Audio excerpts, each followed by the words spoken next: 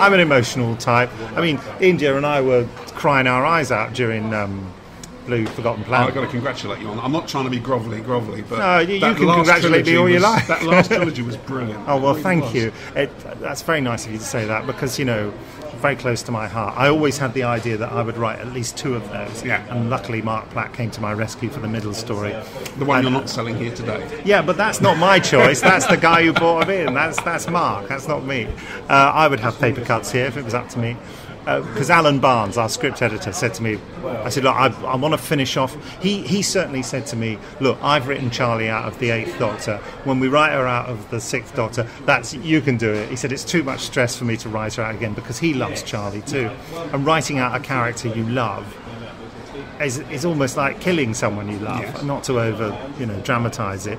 And so I said, okay, I'll do it. And then I started formulating plans. I said, I think I might want to write, if not all of the trilogy, most of it. And Alan said, you'll go mad and die and it'll all go terrible. How can you do all that? And I said, no, I'm going to do it.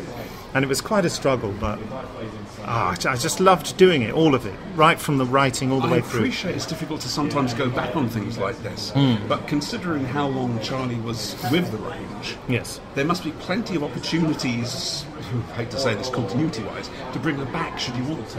Absolutely. Any ideas? Any thoughts nothing. on that? I mean, there's certainly, we could maybe do a subscriber special with her and the 8th Doctor, something like that. I mean, yeah, absolutely. I have announced this, but people seem not to have noticed. I am going to do a spin-off Charlie series with just Charlie and not the Doctor. Now, I hadn't heard that. Yeah, I've announced it so many times on podcasts, in conventions. I've had rounds of applause at American conventions for saying it, and then no one seems to know about it. I think the act of clapping has wiped their brains. I think. Have you given an official press release?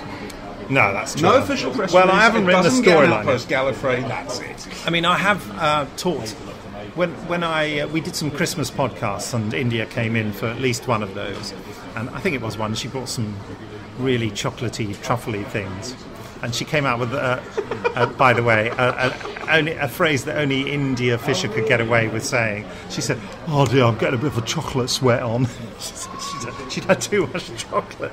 Anyway, what was I saying? Oh yes, and I talked to her afterwards about the nature of the series I wanted to write for her, which I won't quite reveal now because it may change drastically. But the sort of I said I didn't want her to be a doctor figure. I didn't want her to go around solving crimes.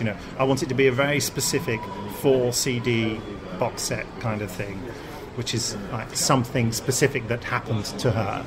Her character. She's with the Virans, isn't she? Yes, indeed.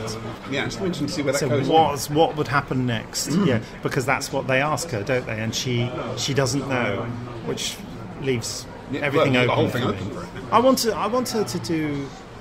I want to tackle an issue which is close to my heart, which has been dealt with in other arenas rather humorously and in a bad taste way. I'm thinking on the Charlie Brooker's Screenwipe. They had an American comedian talking about the biggest problem in the world is overpopulation, and it's the one that no one's talking about. We all talk about how there's the greenhouse effect and the climate change and all this kind of stuff.